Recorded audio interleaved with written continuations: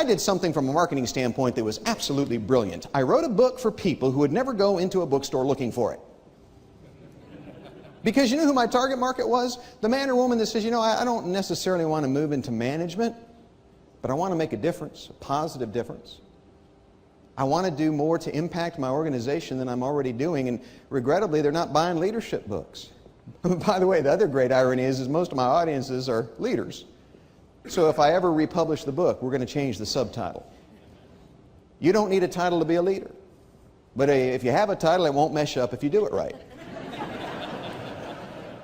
I mean, I don't want you to think I've got anything against titles. I just think they're highly overrated.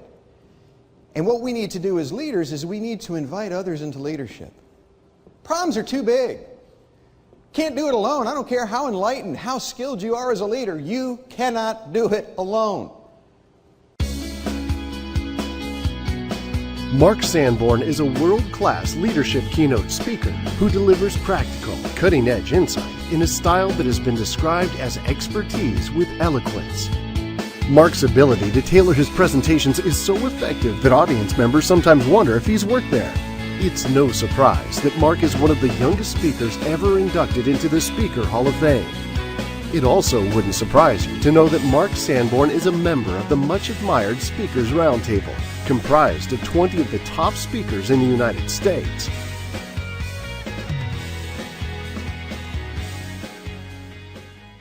You know who Philip of Macedonia was? Most people don't know Philip. They know his famous kid. Alexander the Great conquered most of the known world at the time. Philip of Macedonia was a pretty good dad. He hired Aristotle to tutor Alexander the Great. Think about that. If you were an econ major, it'd be like your mom or dad hiring Alan Greenspan to be your tutor, you know, and which could explain why he became Alexander the Great and not Alexander the Dork. You know, I'm guessing that had something to do with it. But it was Philip of Macedonia. I read this quote once. I love the quote. It said, Philip of Macedonia said, "An army of deer led by a lion is more to be feared than an army of lions led by a deer." And you know why I loved it? Because it was so close to being right. But it wasn't. It was off just a little bit, because with all due respects to good old Philip of Macedonia, an army of lions led by a lion is to be feared most of all. The only thing better than good leadership at the top is good leadership top to bottom, bottom to top, where every member of the team or the congregation or the community knows when is it appropriate to lead and they know how to do it.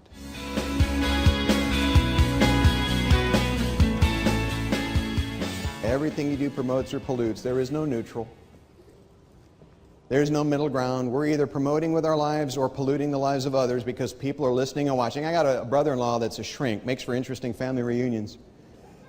Those of you that do counseling will know this adage: listen to words but believe behaviors. By the way, you don't have to teach people that. If they're healthy, they listen to what people say, but they watch what they do. If there's discrepancy, they choose the behavior over the words. Doesn't do any good to talk about how committed you are to customers if you make fun of them behind closed doors, because they're hard to get along with. It's not what we say, it's what we do. And that's what self-mastery or self-responsibility is about, number one. That's the foundation.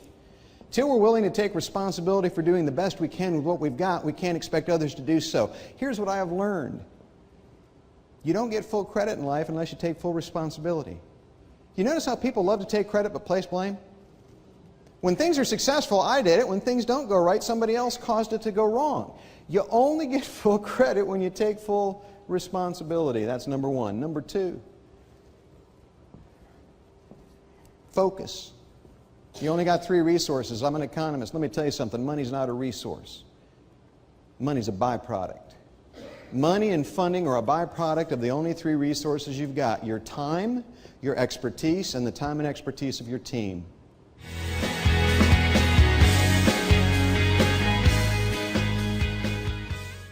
Is it possible to over-recognize and over-appreciate people? Listen, what most of us in the room do for a living as promoters and pilots is called front stage rock and roll, but we couldn't do it without the people backstage. And I have found that the best performers are the ones that are most grateful for the people behind the curtain. But would you agree with me? The longer we live and work with another human being, the more we take them for granted. It's like a guy I know who was married for 50 years. On his 50th wedding anniversary, his wife says, "Honey, how come you don't tell me you love me anymore?" He said, hey, I told you I loved you and I married you. If I change my mind, I'll let you know. I mean, how many of us, that's kind of how we hire people, you know? That's our way of saying we love them. When we fire them, it's our way of saying it's over. In between, very little feedback. I hope maybe one of the things you'll do in the halls and over the drinks and the meals here at ICASS is you will make it a point to appreciate and thank the people who support you. And I hope that you do that after ICASS ends and you go back to your respective residences and your respective businesses. By the way, you can't over-recognize people. If you want to know, because I know there's people in the room that are left-brain analyticals like me. By the way, my formal education, as you'd all expect, is in agricultural economics. You go, oh, there he goes bragging about being an ag economist. No, I really do have a degree in econ. If you don't have a good definition for an economist is somebody who really, really loves numbers but just didn't have the personality to become an accountant.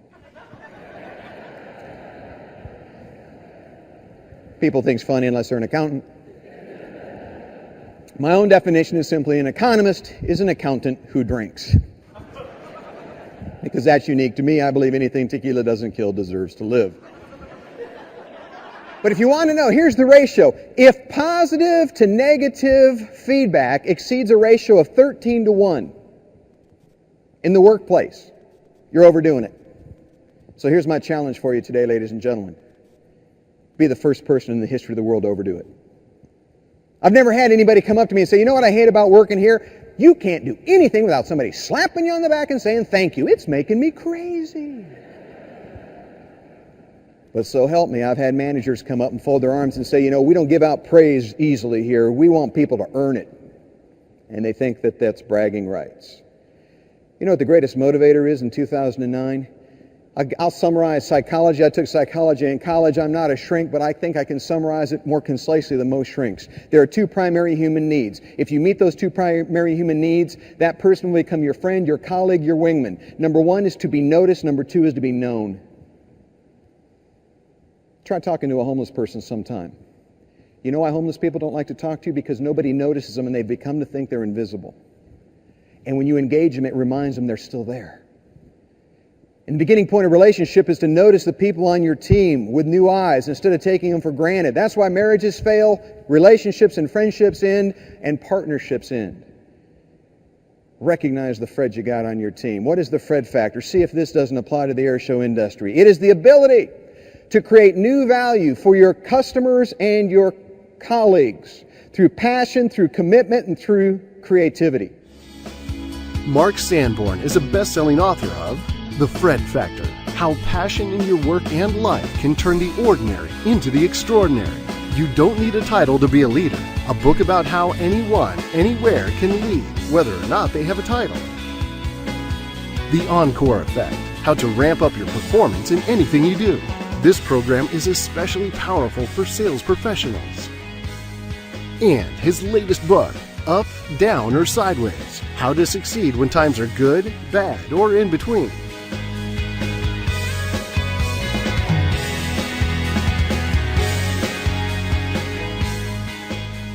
Ambition benefits the individual. Leadership benefits the greater good. And in our culture today, we're confusing kids. Because today, kids don't know the difference between fame and greatness. Fame is based on what you get.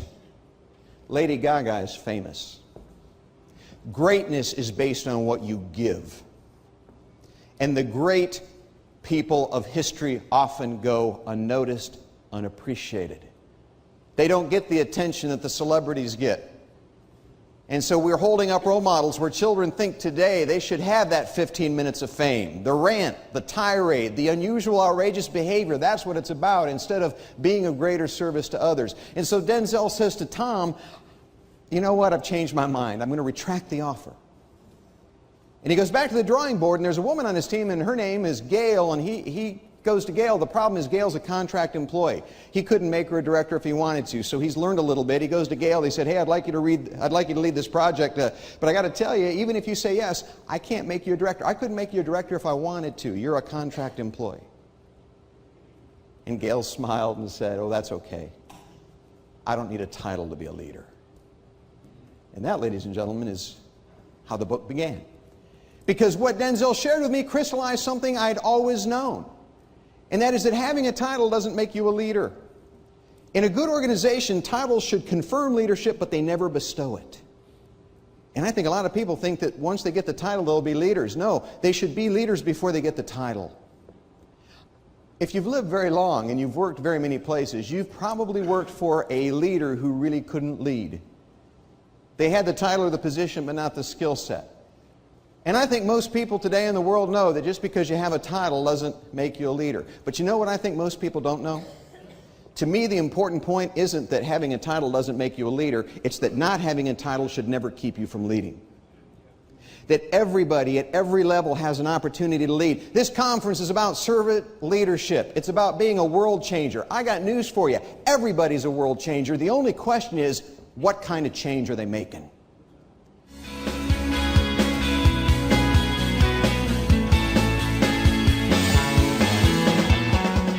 Do you consider your life a work of nonfiction on the bookshelves of history? I mean, it's about the story, isn't it? From the time we're born, children don't say, "Mommy, tell me a statistic." They don't clamor for Daddy to tell them a fact. They want to know the story. And whether it's the failed Times Square's bomber or it's the meltdown on Wall Street yesterday, we all want to know, don't we? What's the story? I mean, at this event, you've heard speakers talk about how to be the one, and they've all used the same medium. What's the medium? The story. I mean, Jim Collins, he writes storybooks for big people. I mean, they're true stories, they're best-selling stories, but they're storybooks. Stories of how companies go from good to great. Stories of how great companies fall. Last night I had a chance to meet Ben Carson, which was a real treat, because just recently my wife Darla and I watched the movie of his life with our sons, because we knew his was an inspirational story. And when I interviewed Tony Dungy, I knew going in about his professional success, but what I wanted to learn about was his personal story. Because if you understand someone's personal story, that will give you insights into their professional success. What's your story today? If somebody were to ask you what your story was, would you say it's a drama, tragedy, comedic, inspirational, or more likely, would you agree with me that most of our lives are a mix of all of those things? That we all have different stories, different days, but that ultimately our lives are permeated by story. Do you remember the movie in 2006, Stranger Than Fiction? Will Ferrell starred in a movie about a man who was living a very boring life as an IRS agent, and his name was Harold Crick. And Crick was a passive actor in his own life, until he noticed odd things beginning to happen, and it was because an author was scripting his life, and whatever she wrote happened to him, and he found it odd, but what really got his attention was when he realized the story was about to end with his death. And he looked for the author. He no longer wanted to be a bit player in his own life. He wanted to be an active participant. And isn't that really the challenge of leadership? To be actively involved in the stories we create for ourselves and for other people. I was on a program last year, 8 different events actually, for Chick-fil-A. We spoke to their managers, and one of the people that I shared the platform was Bruce Tolgan. And I'll never forget something Bruce Tolgan said, because it really began to get me thinking about the power of story and leadership. Tolgan said to the Chick-fil-A managers, he said, when a new employee starts work for you, the only thing they care about is how does working for you affect their story? That's what leadership is about. I used to say to leaders, I can assess your leadership ability by interviewing your employees with the guarantee of anonymity. And I would ask them a simple question: are you a better person because of him or her? And I've come to realize the question I'm really asking, is your story better because they manage you? Is your story better because they lead you? See, we live in the age where I think we're tired of hype and hyperbole and happy talk. We've come to realize that it's not enough to tell a good story. For years we used to say, leaders tell a better story. And certainly there's some power in being able to tell an engaging, memorable story, to get your point across clearly. But I want to stretch your thinking today, and I want to suggest that leaders don't just tell a better story. They make the story better.